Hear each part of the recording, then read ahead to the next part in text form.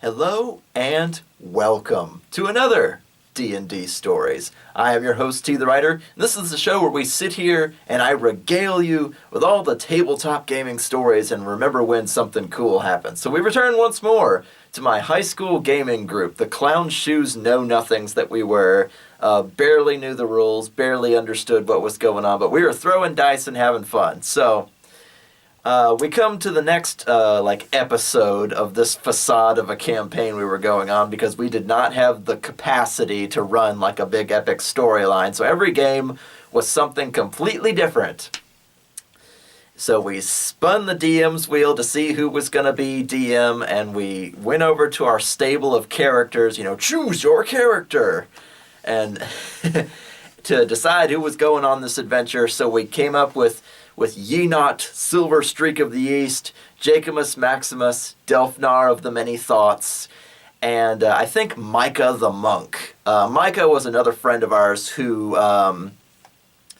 would sometimes fall asleep at the table. I'm not even kidding. Like, we would have chairs around the table, but Micah would be like at the far end of the table in like a recliner or something. He would move it across the room and sit there. If it wasn't his turn, he'd be like laying back relaxing, and then sometimes we would look over and he would just be asleep. So I don't know. I think he had kind of a chaotic home life.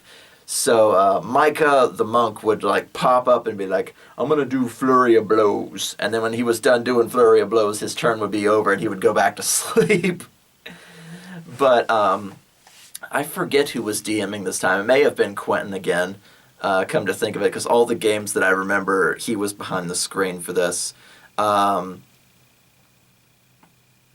probably so. And anyway, so there's 8 or 10 people in this college group, but the general makeup right then was Yenot, Jacobus Maximus, Delfnar, and Micah the Monk.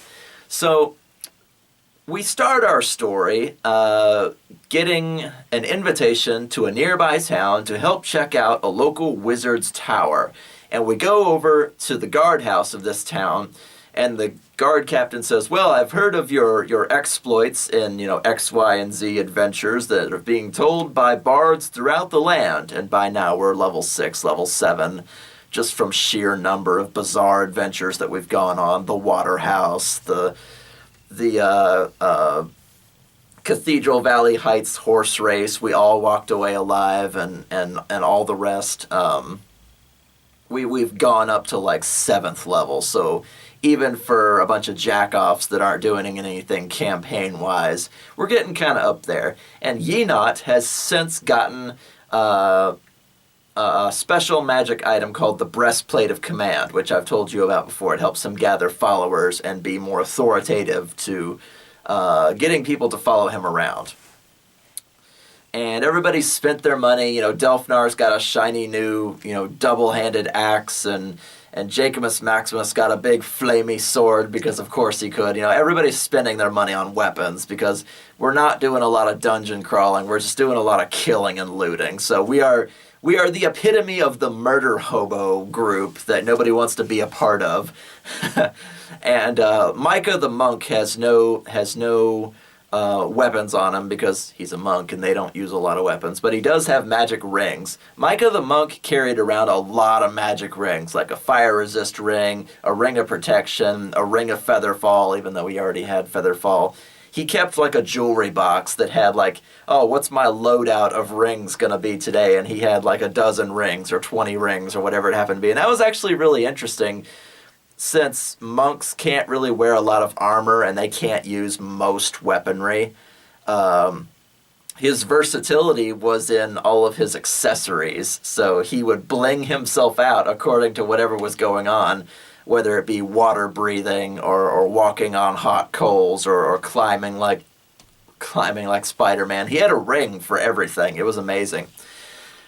But we go up to this guard captain, and he tells us that our local wizard has basically gone missing, and nobody can get into his tower, and nobody wants to get into his tower because it's full of super dangerous magical paraphernalia, and it's X number of miles out of town. He's kind of a hermit.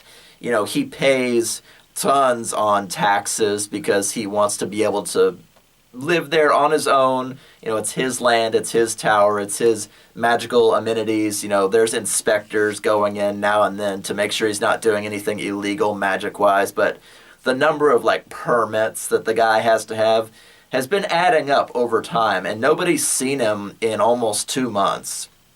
And they go, well, is he dead? And we go, we don't know. We haven't gone into his tower. It's very dangerous for the average person, but adventurers such as yourselves should be able to go in there and see what's going on, see if our wizard is dead or gone to another dimension, or if he's blown himself up. That's fine.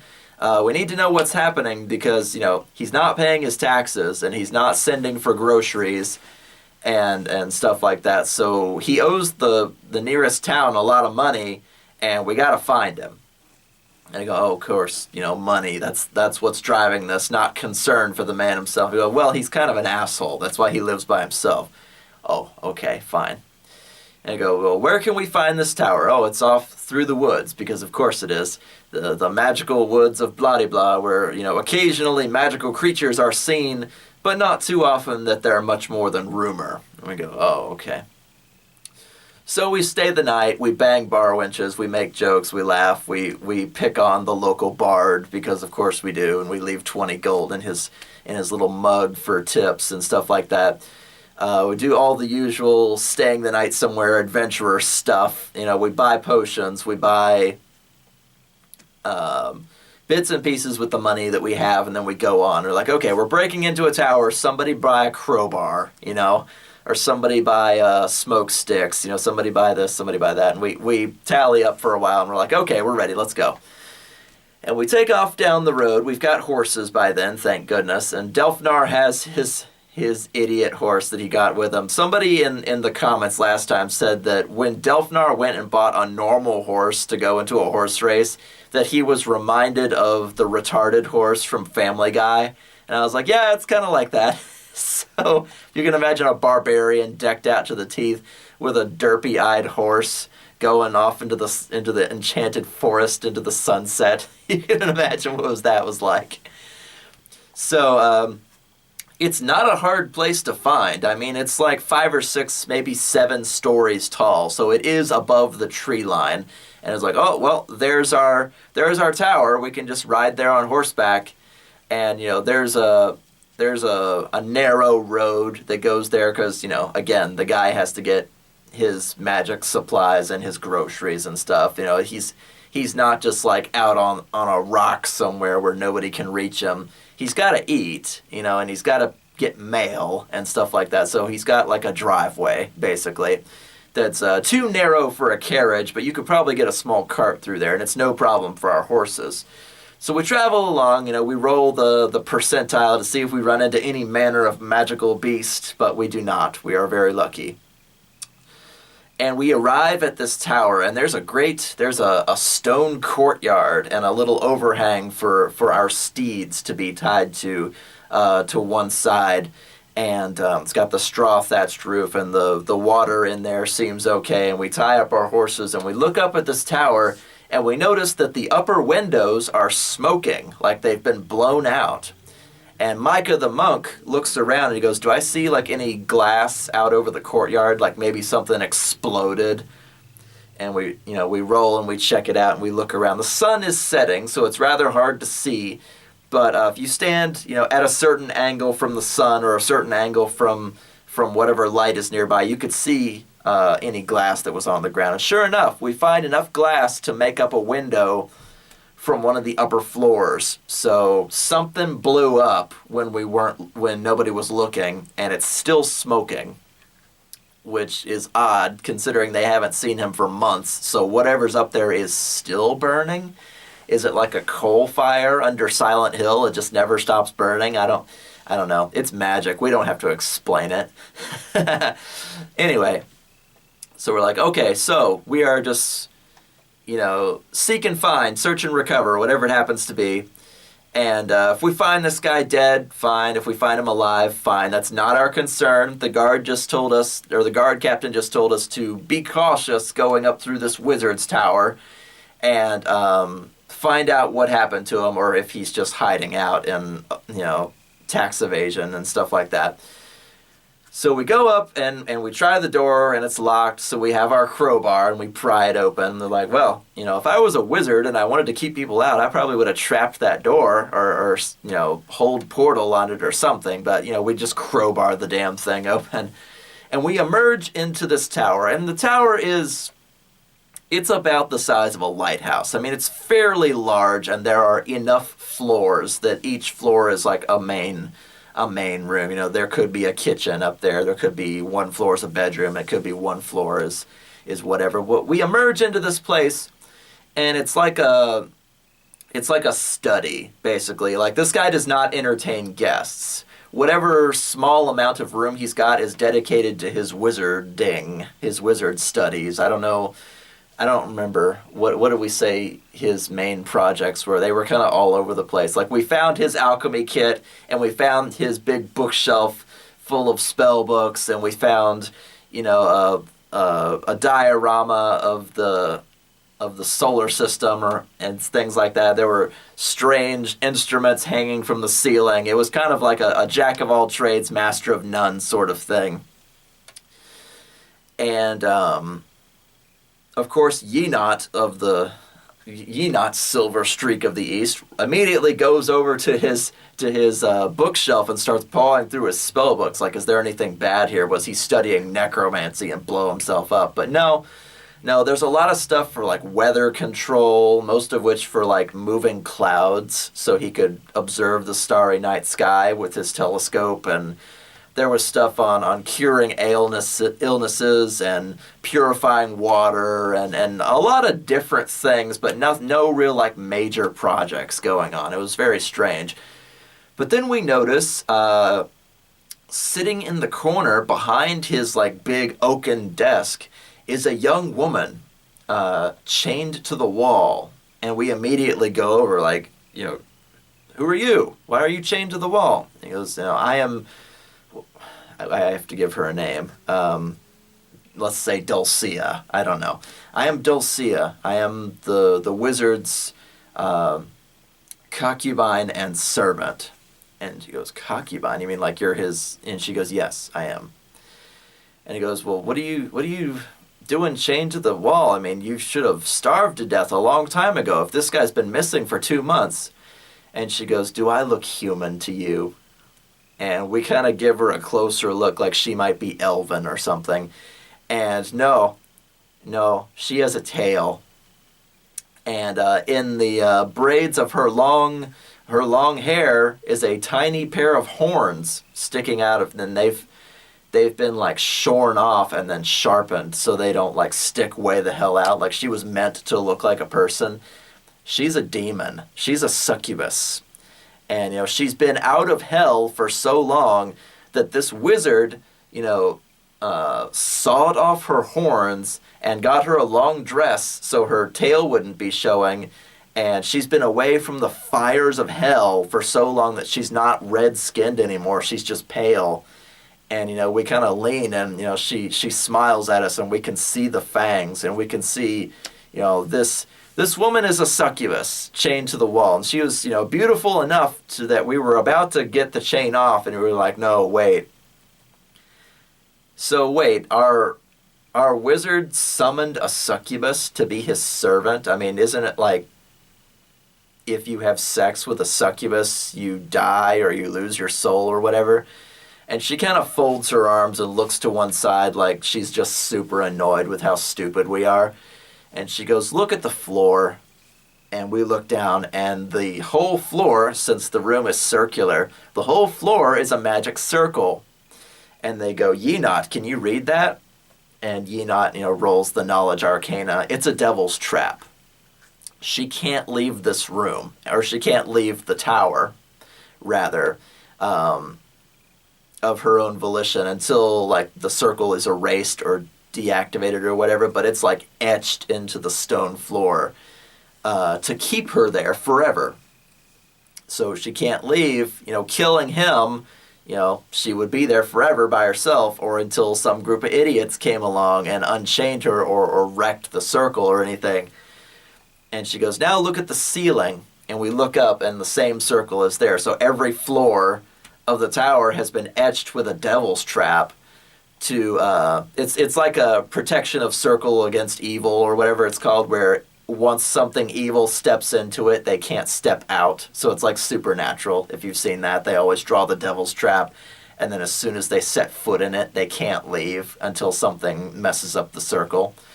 So she's stuck here on the ground floor, chained to the wall, no less. And we go, why are you back there? And she goes, he enjoys blowjobs while he studies. And we go, oh, okay. And we kind of like, hang on just a minute. So we go off to one side and we kind of huddle up and we're like, okay, so she's clearly the victim here, but she is a demon. But she's here against her will and she hasn't killed anybody. But she's a demon. She's a succubus. She would suck our souls out through our cocks if we let her. And we go, that might be worth it. Shut up. And we go back and forth between ourselves, like, do we kill her? Do we unchain her? Can we banish her back to hell? No, we really don't have the capacity to do that.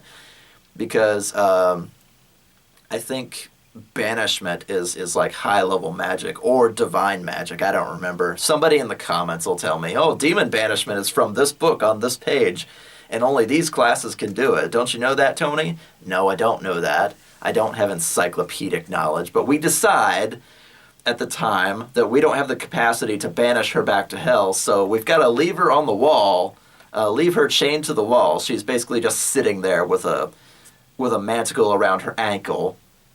It's like, we've got to leave her there and, not get our souls sucked out. And so we fan out around the room again, kind of examining things, trying to see what this wizard guy was up to. We stop and we question Dulcia again. It's like, what was he doing? Where is he? Is he still in the tower? And she kind of shrugs and goes, No, you're not the boss of me. He summoned me. I have to do what he says.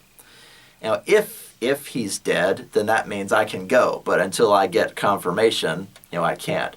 Whoever controls the magic controls me. And we go, oh, okay, so there's probably a talisman somewhere or a book or a spell that's holding her on the material plane until her master either gets rid of her or dies or some contract got fulfilled to hold her here until certain things happen. We go, okay, we may as well just go upstairs. And we go upstairs, it's a bedroom. We look for a journal, we don't find one. We go up the next, we go through all of his chests. We go up to the next floor, and it's just a winding staircase that goes up the tower through every room. And, none of the doors are locked, because why would they be? And we go up through the next room, and we find, like, a more serious, like, alchemy lab. And we go, okay, is there anything finished here? And sure enough, we open his like, cabinet of, like, completed projects, if you will. And we find, potion of bear strength, potion of eagle's splendor, potion of owl's intelligence. These are all buff potions that he was making. All of them based around animals, strangely enough. And they look over at me again and go, Yenot, can you puzzle any of this out? And I go, I'm an enchanter, not an alchemist. Can Micah the monk channel any of this out? And he goes, no, I don't know anything about alchemy. Well, neither do I, so shut up. And we start pawing through his spell books again. And, we can't read any of the complicated mathematics that go into alchemy, or any of the physics that go into freaking, stirring a potion under a full moon for exactly 3 hours and then covering it and then, throwing diamond dust into the fire and why and all that crap. We can't read any of it. It's, serious, seriously high-end juju. We have no way of comprehending all this. But when we go over into one of his other cabinets, we release a fire imp. And we go, a fire imp? And you go, yeah, he comes up to your knee, and he's got a long nose and pointed ears and claws and a tail. And it's like, there's a lot of demons in this place for this one guy to be holding them all. And they go, is there just a demon on every floor? That's why there's fucking circles of protection against evil on every floor. He's just keeping them all here like a menagerie. And this fire imp pops out and starts slinging fireballs at us. Like, you're not going to keep me in here anymore. Boom! and he just throws fireballs, and we all go flying like the fucking Power Rangers. We get flung into alchemy sets, and, acids go everywhere. Yinat takes like 10 acid damage from knocking over a cauldron that was just sitting there. Just all kinds of junk just goes down over the floor. And the acid that comes off of the cauldron messes up the demon circle, or whatever it was called, that was holding the imp there. So he makes a break for the window, which is not blown out. He just has to jump through the glass. He's like, I'm gonna charge in my fireball. And he throws the fireball, busts out the window. He's going to leap out into the forest. And Micah's like, no, flurry of blows, boom, boom, boom, boom, and knocks the fire imp over into a bookcase. And he's like, I throw the bookcase on his fucking head and squish him. Ah, squish. And there goes the fire imp. Fire imps are small, relatively small-time demons. At least in this edition they were. But Micah took him out all by himself, so... I claim solo XPs, yeah. Micah the monk. I do flurry of blows. He goes back to sleep. I was like, damn it. We should just say that Micah the monk was narcoleptic, and we could just lead him by the collar until his player needs to wake up and do something. But we go through more of his alchemy stuff, and we can just it's like looking at pictographs. We have no idea what we're looking at. But he's got way too many stat buffing potions for something normal. Was he making shipments of these things? Was he sending them out in crates? We really weren't sure. We didn't see any packing material. So of course we raid the entire alchemy play. We throw open all the cabinets. Oh, we've got 10 potions of bull strength. We've got 10 potions of eagle's splendor. We got 10 potions of fox's cunning and all that stuff. And we load ourselves down with buff potions. And we go, we should just drink all these right now. They'll provide some benefit. And Jacobus Maximus is like, I don't know. Alchemy can be kind of weird if you start mixing all these buff potions all at once, in your stomach. You may not be able to do more than one without blowing yourself up or something. So why don't we each pick one and not hurt ourselves? So of course Delphnar and Jacobus Maximus take the bull's strength, and Yenot takes Owl's intelligence, or whatever they're called, to be smarter about the things that are around him. And on and on. We get our buff potions on, and we put the appropriate ones away in our bags, so we'll have them for later adventures, because there were tons of them. And we go up another floor, and we find a kitchen, and we go up another floor, and we go, that's already 6 floors. Shouldn't we be at the top of the tower by now? But we're not. And we go over to the window, and we look down. It's are there invisible windows? Or, there's probably, it's like the TARDIS. There are more floors. There's more space in here than there ought to be. We go up another floor, and it's just a big empty space where he can do his ritual spells and draw circles with chalk and, burn the incense and say the magic words and all stuff like that. We go up another floor, and we end up in a completely empty room. And we go, what is this? And we start to go for the stairs, because there's nothing to see here. And Jacobus Maximus gets grabbed by a living shadow. And we go, a living shadow. And we go, living shadows are basically exactly what they sound like. They're shadows that don't have owners, that just kind of melt around through the darkness. And they can grab you. They're 100% flat creatures. And we go, oh, well, I'm a charge of my fireball. Or no, what was it? Yenot said, I'm a charge of my lightning bolt. And they're like, Yenot, don't do it. I'm a fire in my lightning bolt. No, don't do it. And I throw the lightning bolt, and the living shadows scatter at the speed of lightning, because if you throw light at a shadow, it disappears and it goes someplace else. And there's no way to fill a room with light 100%. So we had to fight them in the dark, because if you fight it in the light, you can't find it. So And don't ask about the logic there. I don't know. So there were two living shadows in this room, and Delfnar pulls out his new double-handed axe, and Jacobus Maximus pulls out his flamey sword, which didn't give off light for some reason to make the shadows retreat. Don't ask. It's magic. And Micah the monk is running over. I'm going to punch the wall where the shadow is. Boom! You hurt your fist. Ow! Boom! You hurt your fist again. Ah! So basically, we have to draw them out. We're like, okay, how do we do that? And we go, we've seen all these devil's traps. Maybe living shadows are devils or demons or whatever you have. Why don't we just draw one and then lure it in? And Yenot's like, well, I have chalk. I am a magic user. So Yenot starts trying, just from memory, trying to draw a devil's trap on the ground, and we kite the the living shadows back and forth across the floor until one of them sets foot in the trap and gets stuck there. And Delfnar of the Many Thoughts runs over with his axe. Ah! Boom! And it's a masterwork weapon, so it counts as magical. And you can hit non-corporeal things with magic weapons. So he splits the shadow down the middle and it blows up. And then finally Jacobus Maximus lays a long line across one of the others, or rather the other one, there were only two, and slices the shadow in half, and then the magic fires of his blade burns it into nothing at all, and it smokes. Smoke fills the room for a moment before dissipating. And we get ready to move on until we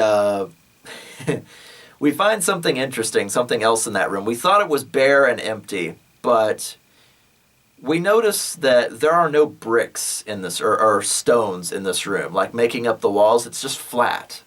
And then we look at the floor, and we know there are no cracks in the floor. This isn't like cobblestone and mortar. It looks like one piece of stone.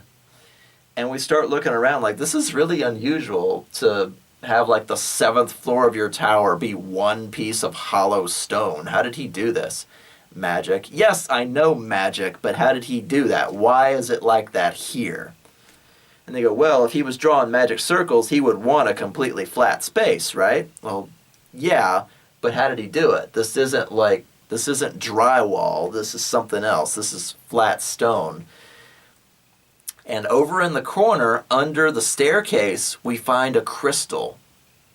And Yenot, of course, picks it up, uses the Knowledge Arcana. It's a unifying crystal, and this was just an item that got made up for this. Or not a unifying crystal, a repair crystal. Repair crystals, which we made up, it's not in any book anywhere, when you use them and activate them, they will repair pretty much any object back into one shape. So if you went to a quarry and took out all the stone and built a tower, or a tower floor rather, and then you used the repair crystal on it, well, all the rock pieces that you made into bricks unify back into one piece of rock. And they go, oh, that's kind of interesting. We should hang on to this. And Delfnar, I think, was the one that ended up with it. Well, in case one of my weapons break, I can just use the repair crystal on it, and then that would be it. And he goes, yeah, I've got a cool new item. And he stuffs it in his bag, and we don't think about it for some time. But that crystal actually ended up being really important, but I'll tell you about it later. And we go up yet another floor, and we find the armory, practically, because it's a standard wizard's tower. So he's got 5 staffs and a couple of long swords and, a deer head hanging on the wall, even though he doesn't hunt and things like that. And we sift through all the weapons and stuff, and I think we found a pair of what were they, mithril brass knuckles for Micah the monk to add to his to his punches. And he goes, can he use that? I don't know. It's for punching with. It's for Micah.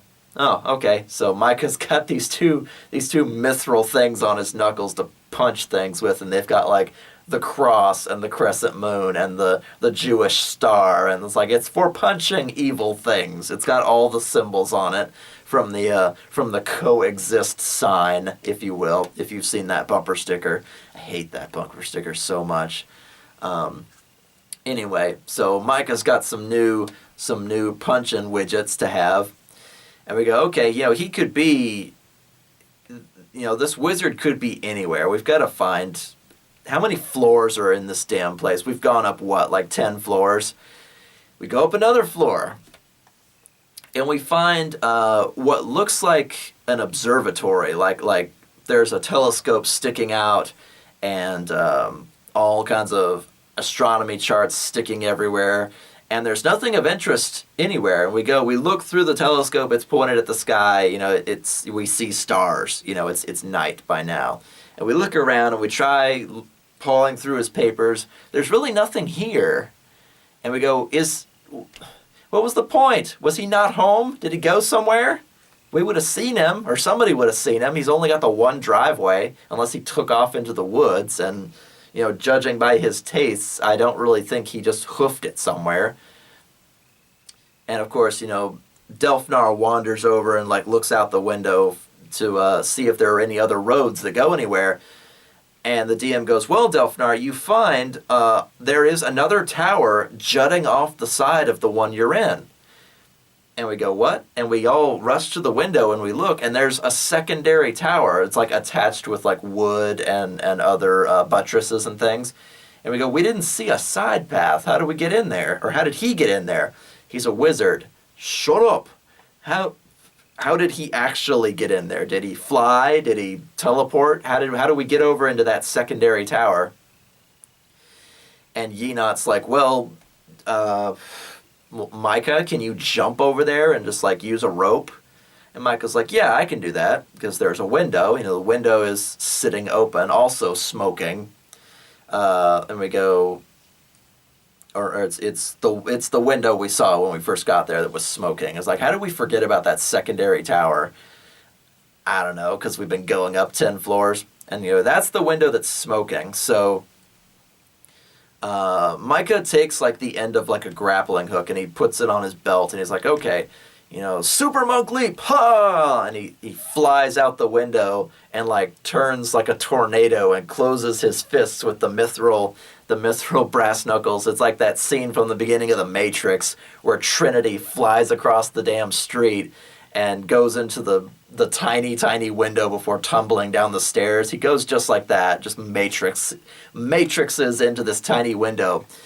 And he's like, okay, I'm in. And he hooks the grappling hook and he goes, okay. And he motions us across.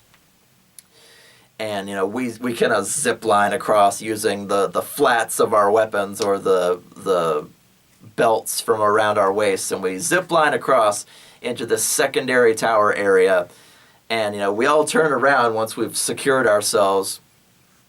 And the secondary tower was another flat room, another place to draw magic circles and stuff. But it's wrecked. It's cracked. There's, a wok with incense is off to one side, spewing smoke everywhere. And we go, oh, that's where the smoke is coming from. We throw water on that so it'll stop smoking. We push open a couple of the other windows if there are any. And laying in the corner is a boar. And we go, a boar? And he goes, yes, a boar, dressed in the tattered old robes of a wizard. And there's a hat to one side. It's laying there, guts splayed out across the place. And we go, oh my God, okay. And we go, what happened here? He turned himself into a pig? How did he do that? And Yenot looks down at all the figures and symbols on the ground, and knowledge arcana 17. Nowhere near close enough. The magic is too advanced. And we look at the we've got all the animal potions, and he's over there as an animal. It's I wonder if he tried to throw all the buff potions in and make a super stat potion or something, because there are potions that you can buy that permanently increase your stats, but they're really, really expensive. So maybe he was thinking if he threw bear's strength and owl's intelligence and eagle's splendor and then drew the magic circle, he was trying to figure out how to make himself more powerful through magic and alchemy, and he failed, and he turned himself into a beast. And at the same time, though, there was something strange going on in the side tower. It was starting to rumble and shake as though something were moving about within the walls themselves. And we looked around at each other like, okay, everybody back to back. It's a circular room. We're not going to let it sneak up on us, whatever it might be. And we look up, and the ceiling sprouts spikes. And we go, oh, crap. And then the floor all around us starts to sprout spikes made of stone. And we go, oh, shit. And the center of the ceiling opens up into this giant yellow eye with a tiny, tiny pupil. And the carpet that was across the floor curls like a greedy, slimy tongue. And I swear to you, Jacobus Maximus slams his hands on the table in real life, and he goes, "The side tower is a mimic." And we're like, oh, fuck! And we all book it straight for the freaking window. We're going to throw myself out the window. It's 8 stories down. I don't care. So Micah the monk, while he's running, pulls his featherfall ring and passes it to Delfnar. And Delfnar slips it onto his finger and jumps and hugs the primary tower all the way down.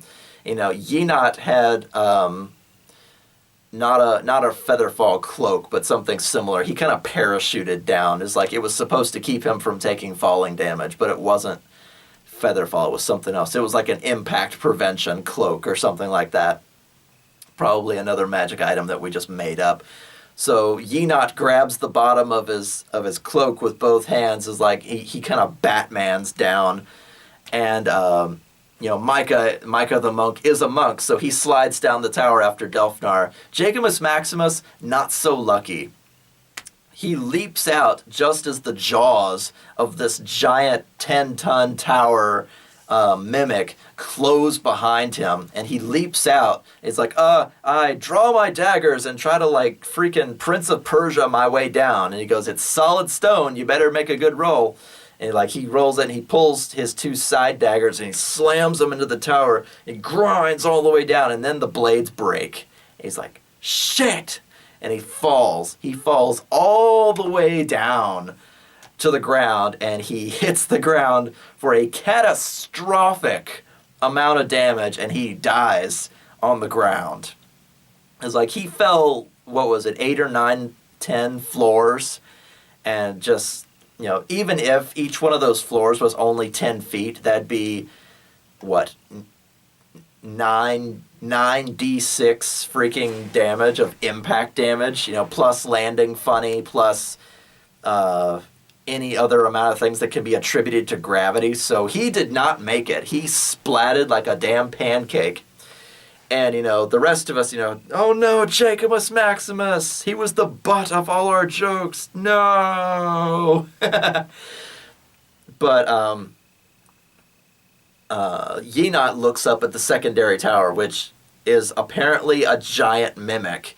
And we can hear it chomping the room apart. It's like the wizard tried to summon a demon or tried to forge a mimic or something weird, and it all backfired along with his alchemy stuff. So we never quite pieced together the events that he turned himself into a boar and he had the side tower turn into a giant mimic. And okay, Yenot, we've got to take it out. We can't let a mimic that big live. And it's like, you're right.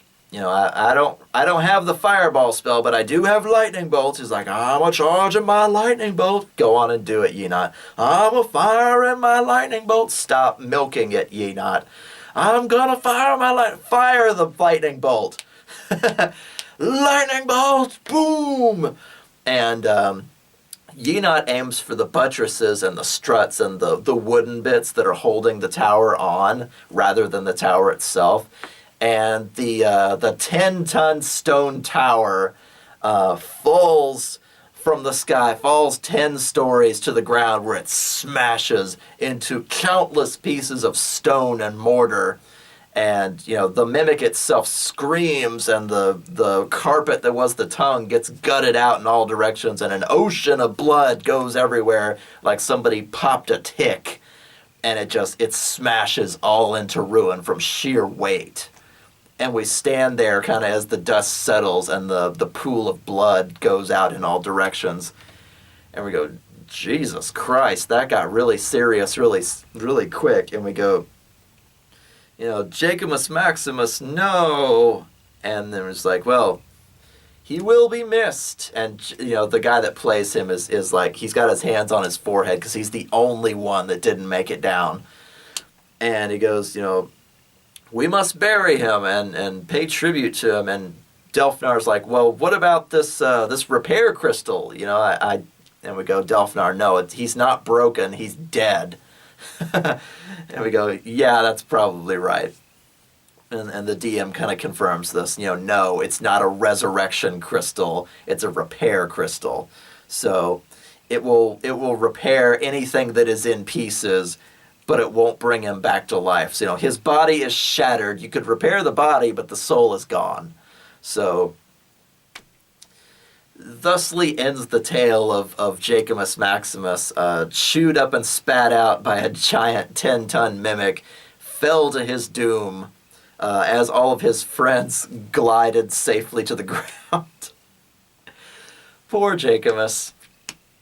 But our adventures were not without their casualties. So while we were making sure that the 10-ton tower had been taken down, I love that alliteration, we dug a grave for Jacobus Maximus, and we said a few words. It was like, if I know Jacobus Maximus, I know that he would want me to have his wallet. And then, Yenot grabs his gold purse.